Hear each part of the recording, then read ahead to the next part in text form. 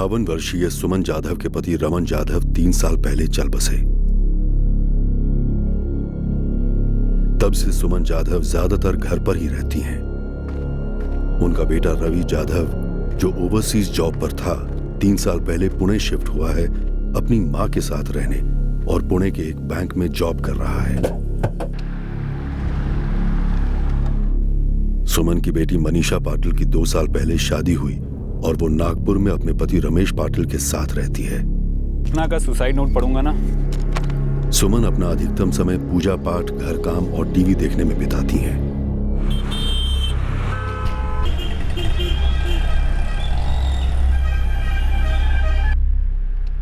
जुलाई 2017 रवि रोज की तरह शाम 7:30 बजे दफ्तर से घर लौटा।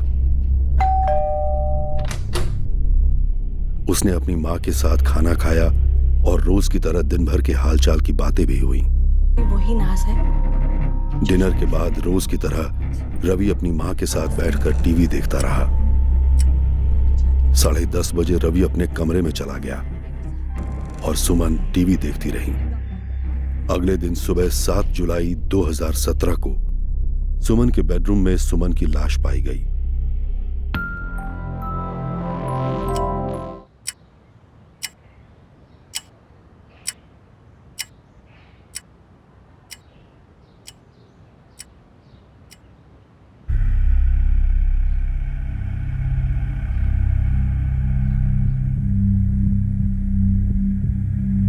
ठीक 8:30 बजे उसी समय मैं ऑफिस के लिए निकलता हूँ। रवि, 8:30 से पहले तुम अपने रूम से नहीं निकलते? अखबार पढ़ने, चाय पीने या फिर मॉर्निंग वॉक के लिए? मॉर्निंग वॉक ट्रेडमिल पे हो जाती है, न्यूज़ लैपटॉप पे, और फिर तैयार होके ऑफिस के लिए निकलता हूँ। तब तक तुम्हारी माँ क्या करती है? सुमन जी तो जल्दी उठती होंगी। 6 बजे उठ जाती थी, उसके बाद पूजा पाठ में लग जाती। जब तुमने अपने बेडरूम का दरवाज़ा लॉक पाया तो तुमने अपनी माँ को फ़ोन किया उनके मोबाइल पर? उठा नहीं रही थी वो।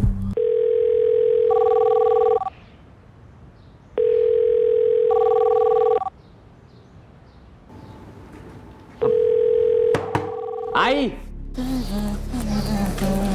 ओ जी, हाँ। आपका फोन है। हेलो।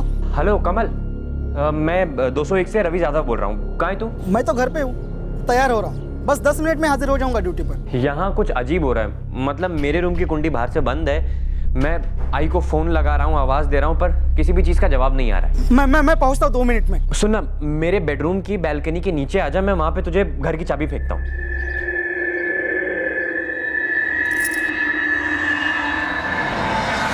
चाबियों का एक सेट तुम अपने पास रखते हो रवि?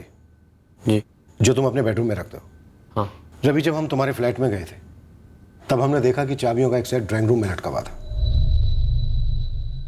वो मेरी आई का सेट था। एक सेट मेरे पास रहता है मेरे लैपटॉप के बैग में, जो मैं तब यूज़ करता हूँ जब आई घर पे नहीं होती। कल रात आई घर पे थी और मेरा लैपटॉप का बैग मेरे पास, तो मेरी चाबियाँ मेरे पास थी रूम में। रवि भाऊ ने जब मुझे चाबी दी तो मैं लिफ्ट से झट से ऊपर आया और देखता हूँ तो ये दरवाज़ा पहले से खुला पड़ा था।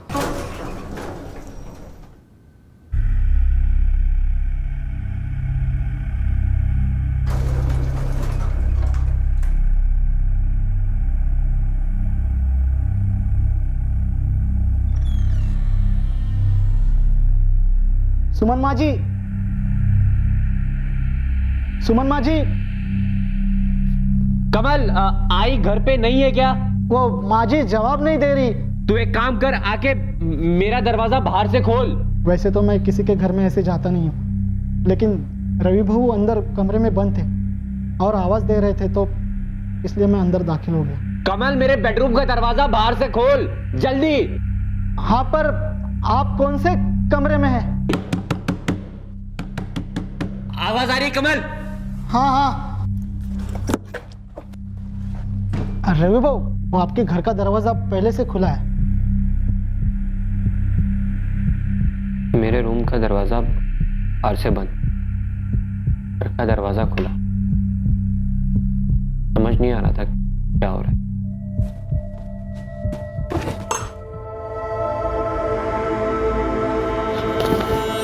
आई आई आई आई आई उठ ना आई।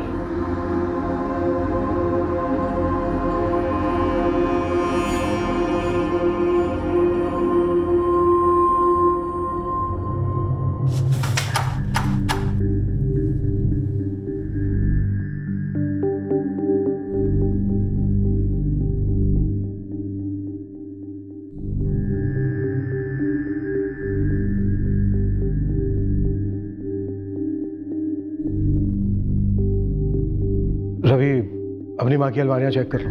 वैसे हमें लगता तो नहीं है कि किसी चीज को हाथ लगाया गया है, फिर भी अगर कोई कीमती चीज मिसिंग है तो तुम ही बता सकते हो। लॉकर भी।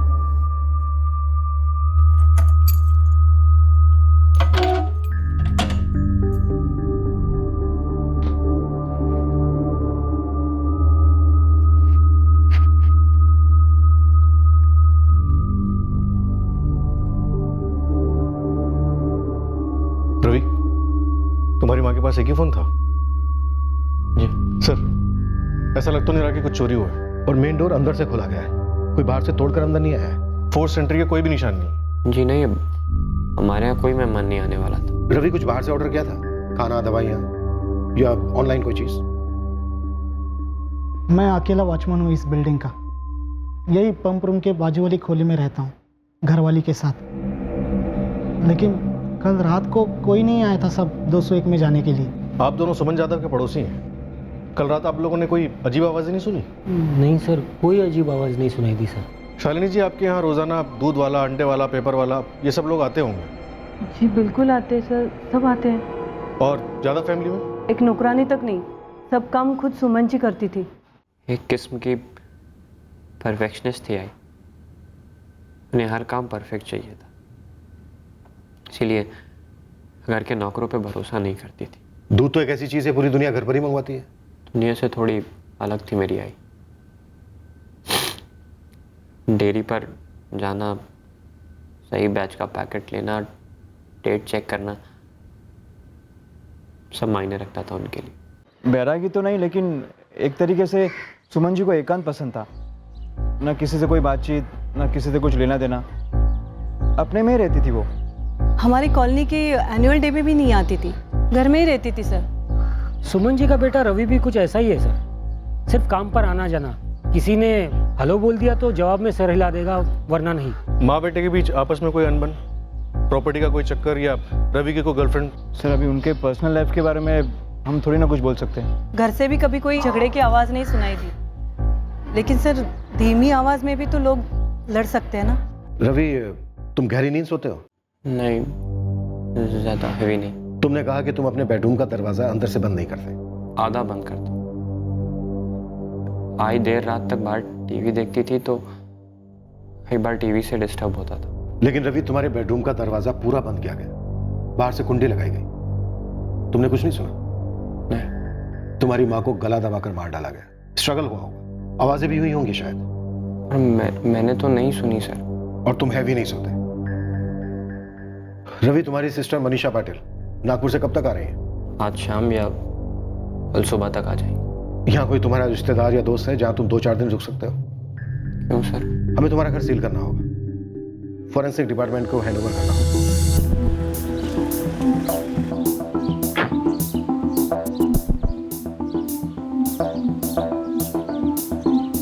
मात्रे फॉरेंसिक टीम को बोलो कि ये रूटीन चेक नहीं है, डबल स्कैन करें, 1-1 इंच। फोर्स एंट्री नहीं हुई है, घर में चोरी नहीं हुई है। रवि के बेडरूम का दरवाजा बाहर से बंद था और बगल के रूम में रवि की मां को गला दबाकर मार डाला गया, उसे पता तक नहीं चला। उसे सुबह 8:30 बजे पता चला जब वो अपने बेडरूम का दरवाजा नहीं खोल पाया। ये सिर्फ इम्पॉसिबल नहीं है, ये एब्सर्ड भी है। डोंट वरी मात्रे, एक भी जगह नहीं छूटेगी।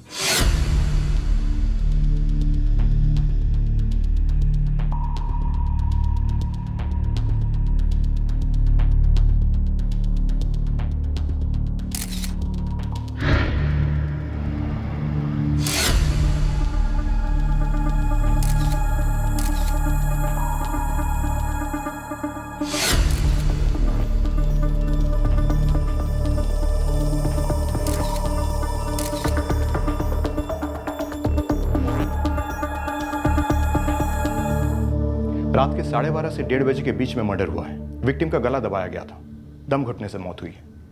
इनके पेट में अनडाइजेस्टेड फूड मिला। बॉडी में से किसी किस्म की नींद की गोली के ट्रेसेस नहीं मिली है। कत्ल इतनी खामोशी से हुआ है कि जस्ट नेक्स्ट रूम में सो रहे विक्टिम के बेटे रवि ने भी कुछ नहीं सुना।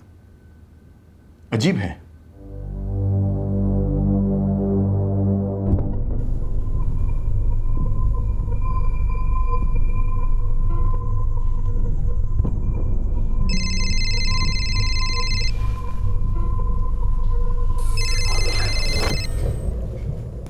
Yes sir. तुम्हारी माँ गहने पहनती थी? हाँ, मतलब बेसिक से। रोज? मेरा मतलब कल रात को भी पहने होंगे?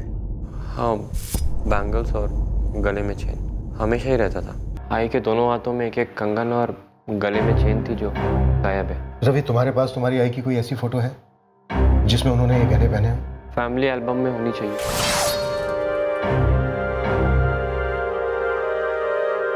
अंदाजन क्या वैल्यू होगी इन गहनों की? No idea sir. उस वक्त तुम्हारी नजर में नहीं आया जब तूने फर्स्ट टाइम अपनी आई की बॉडी देखी कि बॉडी पर गहने नहीं है? सर, आई अगर मरी पड़ी हो तो गहनों पे किसका ध्यान जाता है?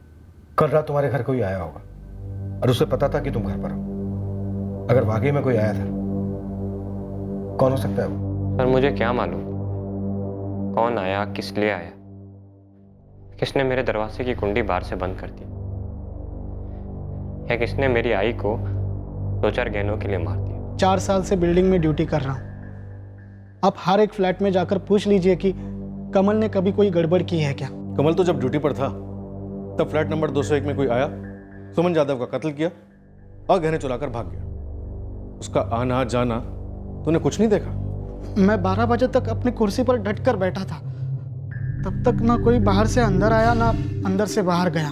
और 12 बजे के बाद सो गया पौवा मार के? नहीं साहब, ड्यूटी पर सिर्फ चाय पीता हूँ और 12 बजे के बाद हर 1 घंटे में बिल्डिंग के चक्कर लगाता हूँ।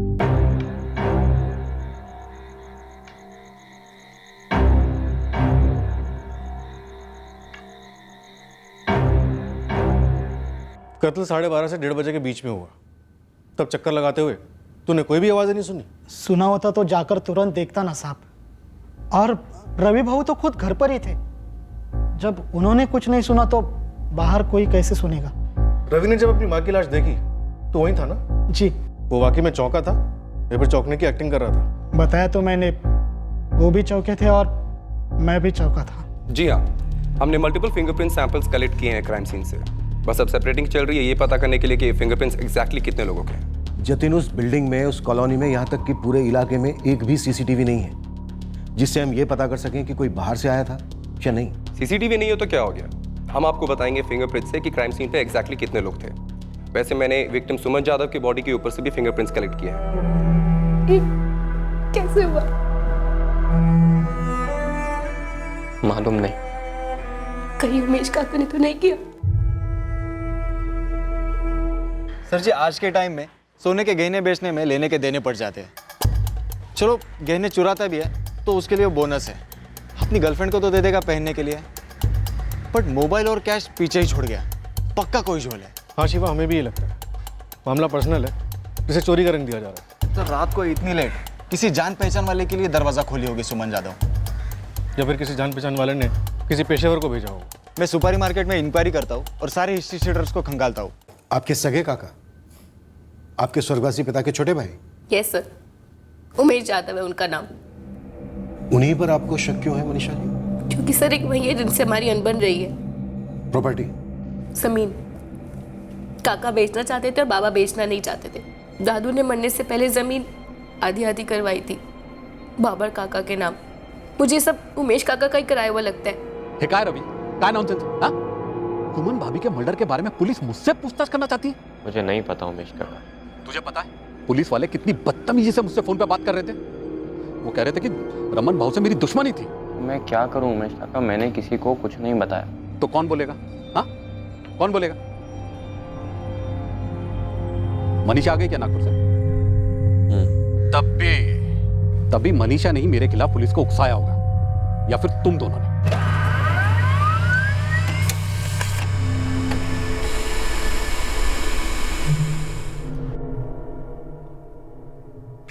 पहले ये बताइए कि जमीन की बात उठाई किसने? उमेश जी, जमीन का मसला था या नहीं था? कोई एक घर ऐसा बताइए जहां पे मसले नहीं हुआ करते, कभी पैसे तो कभी कुछ और। लेकिन मर्डर का आरोप, सुमन जाधव मेरे सगे भाव की पत्नी थी, मंजे माजी वही नहीं। फिर भी आप ना रवि से मिलने गए, ना अपनी भाभी की डेड बॉडी देखने गए, ना ही कोई मदद करने। सुमन भाभी की मौत की खबर सुनते ही मैं वहां रवि से मिलने गया था। घर सील था, इसलिए मैंने वहीं से रवि को कॉल किया और उसके किसी दोस्त विवेक के घर जाकर उसे मिला भी। या क्या बातें कर रहे हैं? हम जमीन की लड़ाई की बात कर रहे थे। हाँ, ये जमीन की लड़ाई थी। मैं जमीन बेचना चाहता था और मुझे उसके अच्छे खासे पैसे भी मिल रहे थे, लेकिन रमन भाऊ उसके लिए एनओसी नहीं दे रहे थे, वो भी 3 साल पहले जब वो गुजर गए तब आपने पूरी जमीन पर कब्जा कर लिया। कब्जा? मेरी बाकायदा मनीषा और रवि के साथ डील हुई थी। जमीन बेचने के बाद जो पैसे मिले उसका बराबर 50% हिस्सा उन लोग को दे दिया गया। एक मिनट, जमीन 3 साल पहले बिक चुकी है। देखा, आधी अधूरी खबर दी गई है आपको। उमेश जी, मुझे उस जमीन की सेल डीड दिखाएंगे? आपको मेरी बातों पर भरोसा नहीं? उमेश जी, मर्डर केस की इन्वेस्टिगेशन में भरोसा बातों पर नहीं, सबूतों पर किया जाता है। सर, रवि यादव के फोन रिकॉर्ड्स में किसी भी पेशेवर का नंबर फीचर नहीं हुआ। मर्डर वाली रात उसने ना कोई सस्पिशियस कॉल किया और ना ही उसे कोई ऐसा कॉल आया। सुमन यादव के रिकॉर्ड्स ऑलमोस्ट ब्लैंक सर। हफ्ते में एक आध बार उसकी अपनी बेटी मनीषा पाटिल से बात होती थी। ये मनीषा पाटिल नागपुर से आके सीधे सीधे अपने काका उमेश यादव पर आरोप लगाने लगी। पर सच कहूं तो इसमें कोई वजन है ही नहीं। पर मनीषा ने ऐसा आरोप क्यों लगाया? सर, हो सकता है वो हमारा ध्यान मुद्दे से भटकाना चाहती हो। पर ये असली मुद्दा है क्या मात्र? उमेश काका वाली बात छोड़कर मुझे और कुछ सूझा ही नहीं। रवि, ठीक से याद करो, बेल बजने की, दरवाजा खुलने की आवाज हुई थी? अगर आवाज होती तो मैं बाहर जाता ना देखने की कौन, या अगर अटैक होता और शोर होता तो मैं अंदर कैसे सोया रहता।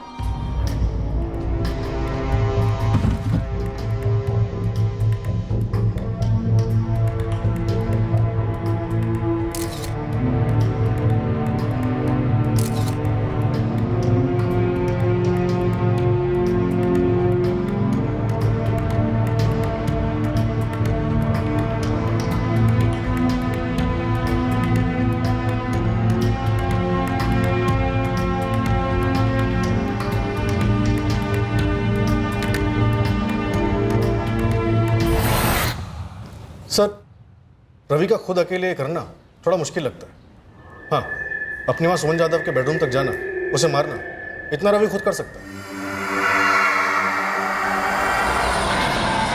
रवि अपनी मां सुमन यादव को मारने के बाद खुद जाकर घर का मेन डोर खोल सकता है और उसे खुला भी छोड़ सकता है।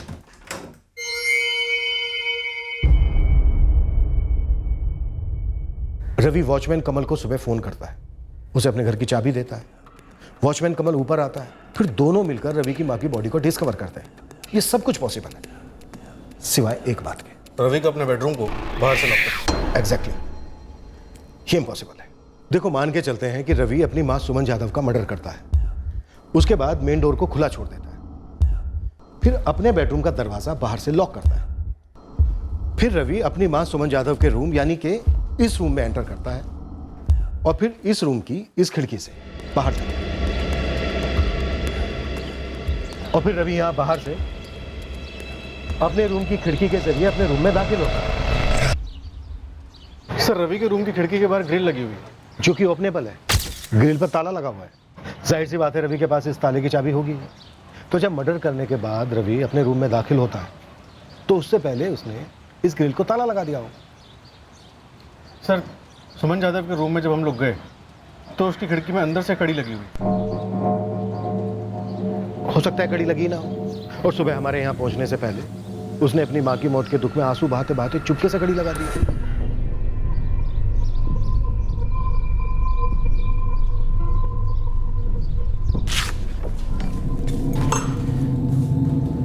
लेकिन मुझे याद नहीं है कि रवि भाऊ ने जाकर सुमन माँ जी के कमरे की खिड़की की कड़ी लगाई हो। कमल, तुझे इतना तो याद है ना कि जब तू घर में दाखिल हुआ तो रवि के बेडरूम का दरवाजा बाहर से बंद था या खुला? नहीं साहब, बंद था। मैंने खुद अपने हाथों से कुंडी खोली। कहीं ऐसा तो नहीं है कि तेरे रवि भाऊ का तुझे फोन करना, बालकनी से चाबी देना, तेरा ऊपर जाना, रवि के बेडरूम का दरवाजा बाहर से खोलना, ये सब मनगढ़ंत है कि तेरे और तेरे रवि भाऊ की मिलीभगत तो नहीं है? कहीं ऐसा तो नहीं है कि तुम दोनों ने मिलकर रवि की माँ का कत्ल किया है? आप जिसकी चाहेंगे उसकी कसम खाऊंगा मैं। चाहिए तो आप सोसाइटी में किसी से भी पूछ लीजिए मेरे बारे में, कोई भी बताएगा। रवि हमारे साथ पिछले 3 सालों से काम कर रहा है। वो एक बहुत ही शार्प, फोकस्ड और सीनियर एम्प्लॉई है। सर मैं आपके गोल गोल सवालों का सीधा जवाब दूं। मेरा फ्रेंड अपनी मॉम से बहुत प्यार करता था, काफ़ी अटैच था। उसका सुमन आंटी का मर्डर करना इम्पॉसिबल है सर, नो चांस। सर आप मेरे भाई रवि पर शक कर रहे हैं? मनीषा जी, क्या आपके भाई रवि के पास आपकी माँ को मार डालने का कोई कारण था? सिर्फ मेरी माँ? सर वो रवि की भी माँ थी, और कोई अपनी माँ को कैसे मार सकता है? सर आपको पता है जब बाबा की डेथ हुई थी तब रवि ऑस्ट्रेलिया में टॉप जॉब पर था। सब छोड़ छाड़ कर यहाँ पर आया आई की देखभाल करने के लिए। क्यों? क्योंकि आई ऑस्ट्रेलिया तो क्या, घर से बाहर निकल के मेन रोड तक नहीं जा पा रही थी, पूरी तरह से डिप्रेशन में थी। सर रवि ने आई को धीरे धीरे ठीक किया, और आप कह रहे हैं रवि आई को मार डालेगा? रवि सिंगल क्यों है मनीषा जी? क्या उसकी कोई गर्लफ्रेंड नहीं थी, या फिर थी जिसे आपकी आई रिजेक्ट कर चुकी थी? मेरी आई को रवि की किसी भी पसंद से कोई ऑब्जेक्शन नहीं थी, और अगर रवि की कोई गर्लफ्रेंड होती तो सबसे पहले वो मुझे बताता। क्या रवि हर चीज आपसे सलाह मशवरा करके करता है? कहीं आप उसकी रिमोट कंट्रोल आई तो नहीं? आई कम ढाल। ढाल? किस बात की ढाल? रवि ने जब कुछ किया ही नहीं तो मेरी वाइफ मनीषा क्या छुपाएगी? तुम्हारी वाइफ सीधा नागपुर से आती है, हमारे सामने उमेश काका का नाम लेती है और उस जमीन का डिस्प्यूट उठाती है जो 3 साल पहले सॉल्व भी हो चुका था। लेकिन उमेश काका वाले मसले के अलावा ज्यादा फैमिली का कभी किसी के साथ कोई पंगा हुआ ही नहीं था सर। कत्ल वाली रात घर पर कौन था? रवि।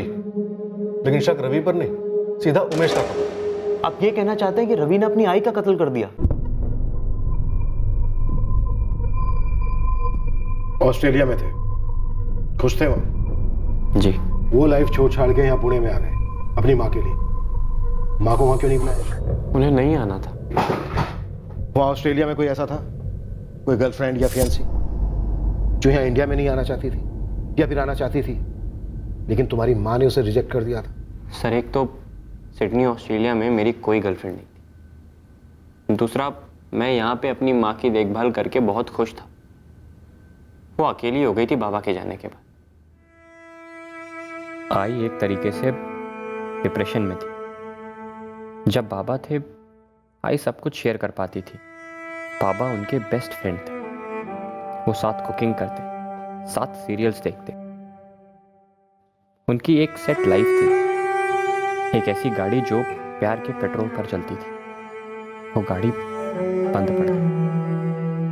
बड़ी मुश्किल से मैं आई को वापस थोड़ा ट्रैक पर ले आया। आई अब सिर्फ उस वक्त बात करती थी जब मैं ऑफिस से लौटता और उनके साथ खाना खाता। मुझे सीरियल्स में कोई इंटरेस्ट नहीं है, फिर भी मैं उनके साथ बैठकर देखता, सिर्फ इसलिए ताकि वो अकेला महसूस ना करे। मैं यहाँ सिर्फ उनके लिए आया था, आई के लिए। तो फिर मार क्यों डाला उन्हें? रवि, बहुत मुश्किल है तुम्हारी बातों पे यकीन करना कि तुम काम पर निकलने से पहले अपने बेडरूम से बाहर कदम तक नहीं रखते। तुम ऑस्ट्रेलिया से यहाँ सिर्फ अपनी माँ के लिए आए। तुम ऑफिस के अलावा अपना सारा टाइम अपनी माँ के साथ बिताते थे। इसके बावजूद तुम्हारा ध्यान तक नहीं गया कि तुम्हारी माँ की लाश में से गहने गायब हैं। सर जहाँ तक रूम से बाहर निकलने की बात है तो ऐसा अक्सर होता था। आई सुबह जल्दी उठ जाती, पूजा पाठ में लग जाती और फिर घर के काम काज करती, और मैं उनकी किसी भी काम में मदद करूं उन्हें मंजूर नहीं था। तो अब ऐसे में मेरे कमरे की कुंडी बाहर से बंद है और उसके बगल के कमरे में मेरी आई की लाश रात भर पड़ी है, ये मुझे कैसे मालूम हो?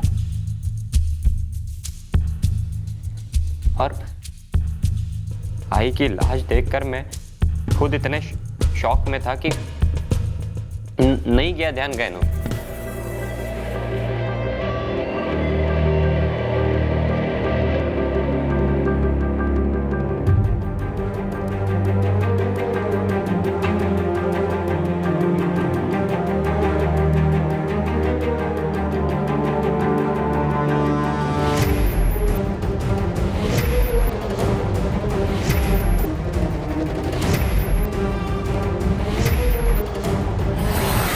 रवि यादव के फिंगरप्रिंट्स और वॉचमैन कमल मिस्त्री के फिंगरप्रिंट्स घर के कुछ एरियाज में मैच कर रहे हैं। रवि तो घर में था ही, और उस दिन सुबह वॉचमैन कमल भी घर में गया था, तो इनके प्रिंट्स तो मिलने ही थे, और जाहिर सी बात है सुमन यादव के प्रिंट्स भी होंगे ही।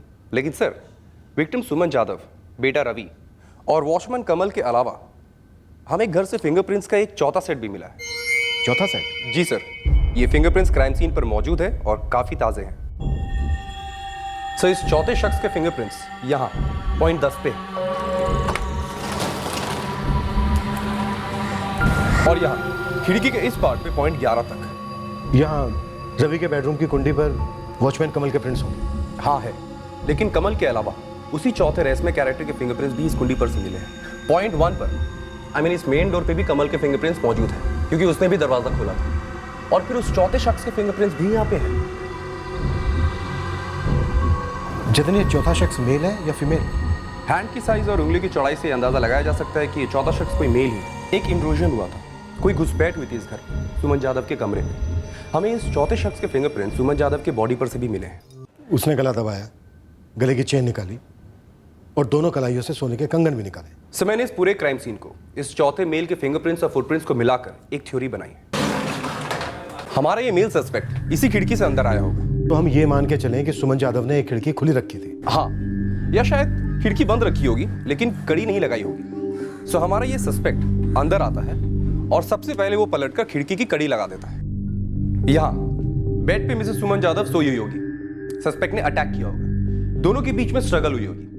सस्पेक्ट सुमन जी के साथ में नीचे गिरा होगा, क्योंकि यहाँ बेड के एज पे और फ्लोर पर से भी उसके प्रिंट्स मिले। मर्डर करके गहने उतारकर सस्पेक्ट इस दरवाजे की तरफ बढ़ा होगा। अब ये रवि के बेडरूम का डोर। यहां 3 पॉसिबिलिटीज है सर। एक तो ये कि सस्पेक्ट सुमन यादव के कमरे में एंटर होते ही सबसे पहले यहां आया होगा। उसने रवि यादव के कमरे को खोलकर देखा होगा। उसने देखा कि अंदर एक जवान आदमी सोया हुआ है। उसने चुपचाप दरवाजे को बंद किया और कुंडी लगा दी होगी। वापस गया, सुमन यादव का मर्डर किया और लूट भी। नाउ सेकंड पॉसिबिलिटी, हो सकता है कि उसने पहले मर्डर कर दिया हो, उसके बाद यहां आया। उसने अंदर देखा कि अंदर रवि सोया हुआ है, उसने दरवाजे को बाहर से लॉक कर दिया।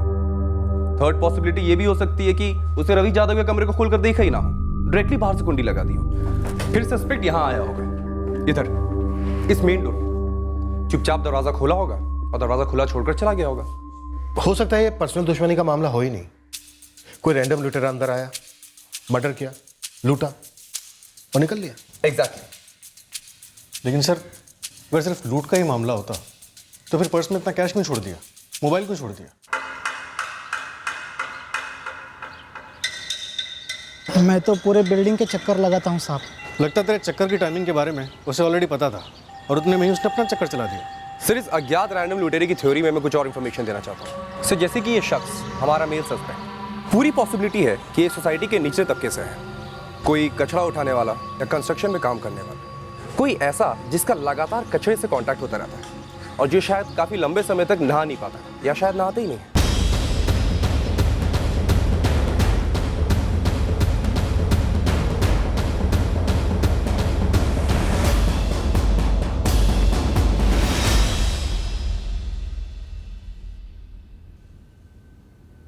सो हमने इस चौथे अनआइडेंटिफाइड फिंगरप्रिंट की एनालिसिस की है और हमें इसमें बैक्टीरिया मिला है। ये बैक्टीरिया ज्यादातर सड़ते कूड़े में पाए जाते हैं, जैसे कि गटर्स, नाले, गार्बेज डंप्स। मात्र अचानक से हमारी सस्पेक्ट लिस्ट बहुत बढ़ गई है। ये या तो कोई सुपारी हत्यारा हो सकता है जो किसी कूड़ेदान के कांटेक्ट में आया हो, या फिर कोई एडिक्ट जैसा हो सकता है जिसने इत्तेफाक से सुमन यादव के फ्लैट को निशाना बनाया। सर, रवि के खिलाफ कोई कॉन्क्रीट प्रूफ नहीं है। मुझे लगता है हमें इस रैंडम लूट और मर्डर के एंगल को ही फॉलो करना चाहिए। देखते हैं क्या हाथ लगता है।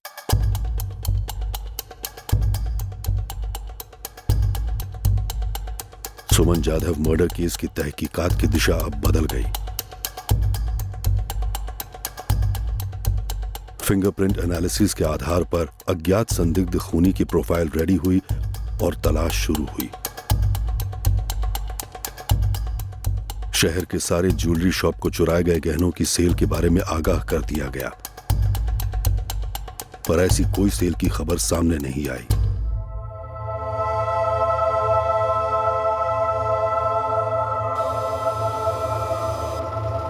तहकीकात की इस नई दिशा से एक संभव संदिग्ध होने की पहली जानकारी एक बिल्डिंग कंस्ट्रक्शन साइट से आई। एक शंकर है और एक विश्वास, और दोनों अचानक से बिना बोले कहीं चले गए। मोहन भाई, आप मुझे डेट बता सकते हो? क्योंकि लूट और मर्डर 6 की रात को हुआ था, 6 जुलाई। ये दोनों 8 जुलाई से गायब है। कहाँ गए होंगे कुछ पता है? वैसे तो दोनों भी मेरे ही गांव के, टेकड़ी गांव के। ये शंकर वागे और ये विश्वास गायतोंडे। अपनी शिवश्याम अपार्टमेंट जहाँ पे मर्डर हुआ था उसी के पास में एक बिल्डिंग का काम चालू है। वहाँ पे दोनों मजदूरी करते थे और दोनों के दोनों 8 जुलाई से गायब है। शंकर और विश्वास, इन दोनों में से किसी के भी नंबर्स मिले? दोनों के मिले। मैंने पीसीओ से ब्लैंक कॉल भी किया था, दोनों नंबर चालू है।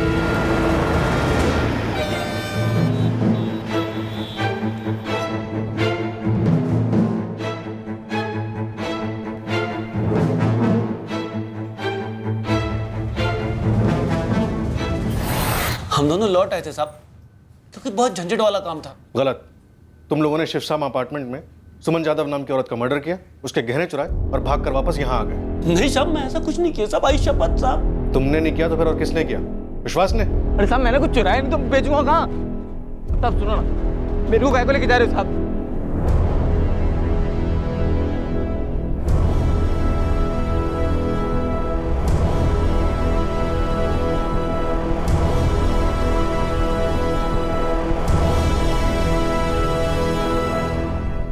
ये शंकर और ये विश्वास दोनों के घर की तलाशी ली, गहने तो कहीं मिलेंगे, पक्का बेच दिए होंगे। हम लोगों ने ऐसा कुछ नहीं किया साहब। साहब हम लोगों को तो काफी पहले से प्लान था कि 8 जुलाई आखिरी दिन होगा, काट लेंगे पगार लेकर। हाँ साहब, बगल में मर्डर विडर हुआ ऐसा कुछ हमको पता भी नहीं चला साहब। शिवश्याम अपार्टमेंट के वॉचमैन पे किसने नजर रखी? ग्रिल से ऊपर बालकनी में कौन चढ़ा तुम दोनों में से? साहब शिवश्याम अपार्टमेंट की तरफ तो हम गए भी नहीं साहब।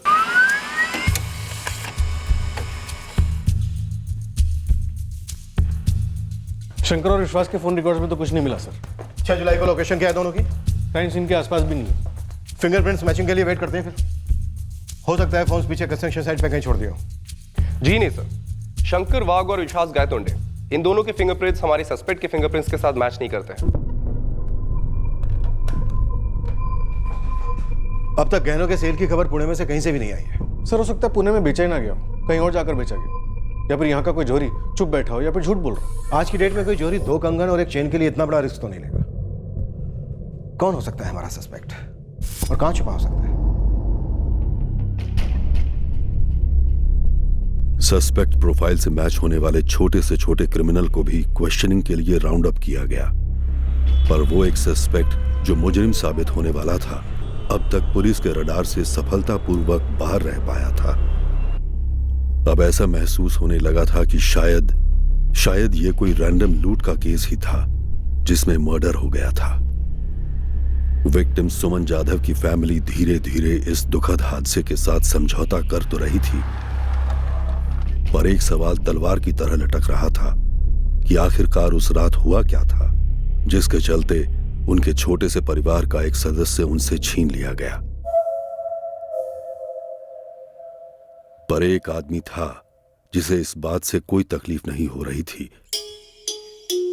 कि 6 जुलाई 2017 को शिव श्याम सोसाइटी के फ्लैट नंबर 201 में एक भयानक कत्ल हुआ था। बाला सामंत नाम है उसका। ये बाला वहाँ के मजदूरों के झोपड़ियों में जाकर 2-3 बार चोरी करते हुए पकड़ा गया। ये कहाँ मिलेगा? उसका कुछ फिक्स नहीं है। मेरे 2-4 चर्चित दोस्त हैं, मैंने उनको नजर रखने को कहा है। शिवा 4 दिन हो गए तू और तेरी टीम दिखा करते, लेकिन जब मेरी टीम पहुंचती है तो ठेंगा मिलता है। सबके सब पागल कुत्तों की तरह ढूंढ रहे इस बाला चर्ची को, लेकिन जैसे ही हमें घुमा रहा है एक बात तो पक्की है। क्या? खून यही किया है और इसको खबर मिली है कि हम सब इसके पीछे पड़े हैं।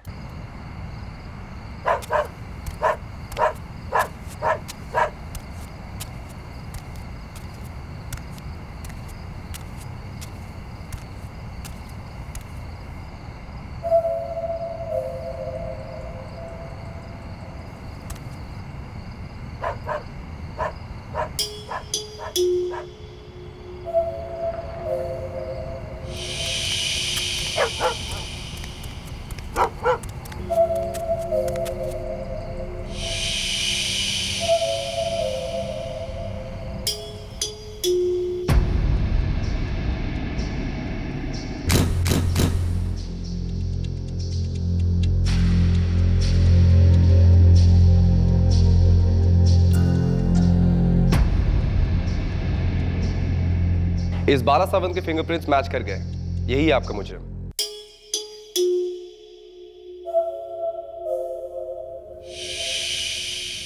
हमें ये पक्का पता है कि ये सब तूने किया।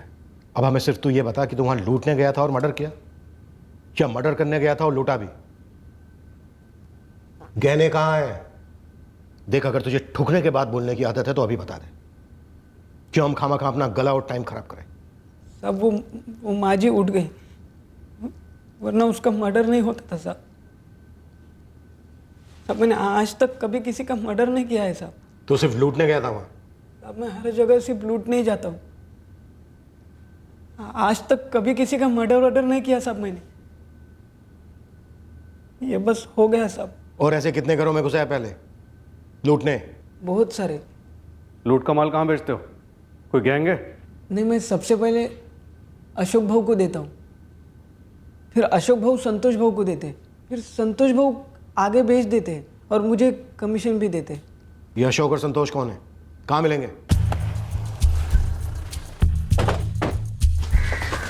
दो सोने के कंगन, एक सोने की चेन। 7 जुलाई को बालाचर से लाया था। हाँ, आप क्या बोल रहे हैं साहब? कौन है ये बालाचर से? तेरे बाप ने कभी नशा किया था क्या? चल निकल। बाला एक छोटे से गांव से था।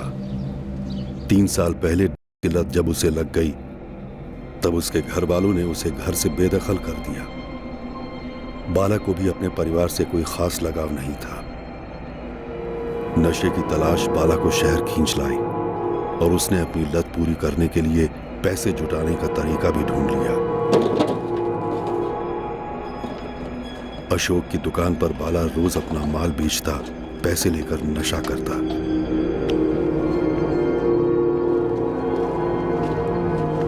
अशोक भाऊ। पर अशोक को बाला के हुनर की समझ पड़ गई। वो उसका मार्गदर्शक बन गया। बे साले बाला, तू तो बड़ा कलाकार निकला बे।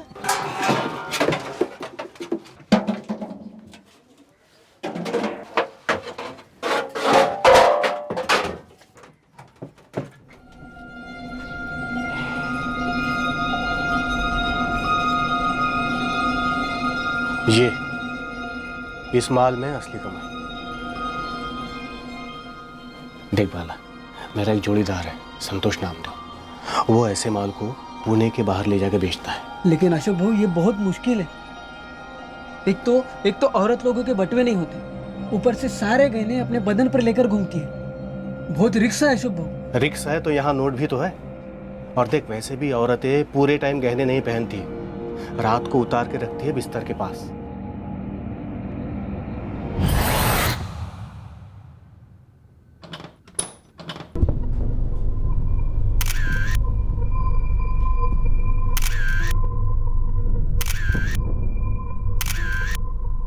सर, ये तो कई चोरियों का इकट्ठा माल है।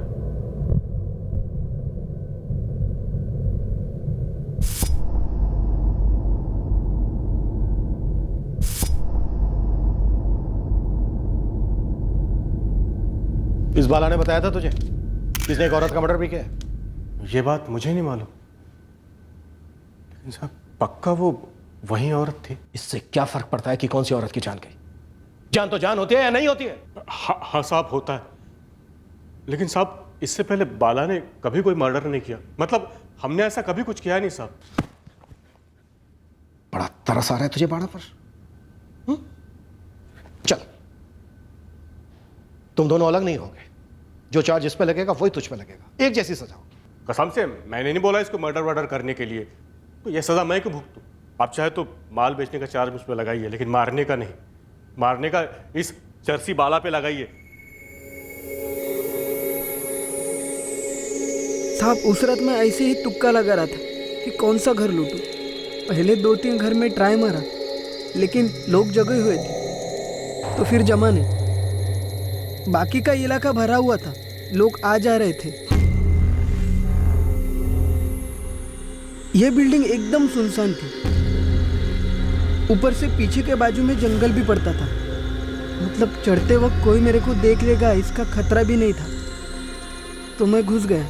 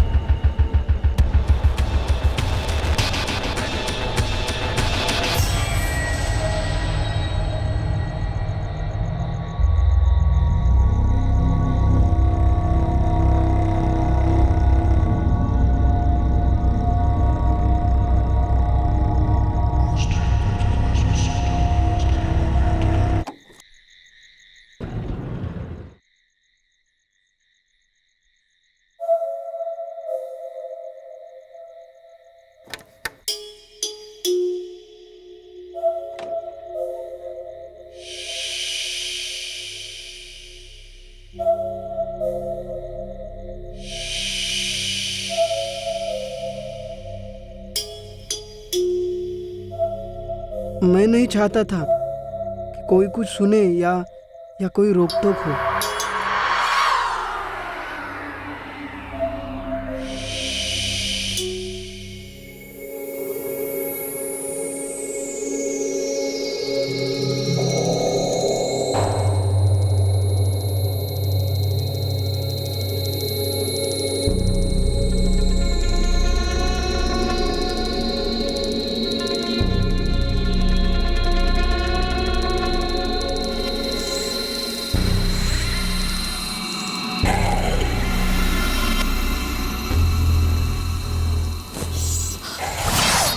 साहब वो माजी उठी नहीं होती तो मैं उन्हें कभी नहीं मारता साहब, सच में कभी नहीं मारता।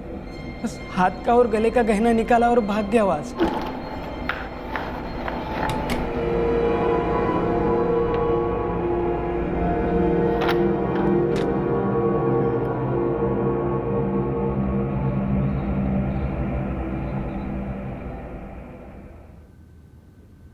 बाड़ा का गुरु अशोक बाग रेडी की दुकान चलाता है। इनका एक तीसरा साथी है संतोष नामदेव, जो ज्वेलरी पुणे के बाहर बेचता था। ज्वेलरी मिल जाएगी तुम्हें, एप्लीकेशन फाइल करनी होगी कोर्ट में बतौर एविडेंस पेश होने के बाद। बाबा के जाने के बाद आई कोई ज्वेलरी नहीं पहनती थी। मैंने और ताई ने फोर्स किया कि कम से कम ये चेन और कंगन तो पहन ले। ये मेरे बाबा ने बनवाए थे आई के लिए, उनकी शादी के बाद। सिर्फ उस सेट के लिए? हाँ रवि, एक चेन और 2 कंगन बस। गले की चेन उसने निकाल ली थी और हाथ के कंगन निकालने गया तो आई उठ गई। उठ गई तो मार डाला, वो भी गला दबाकर, सिर्फ एक चेन और 2 कंगन के लिए।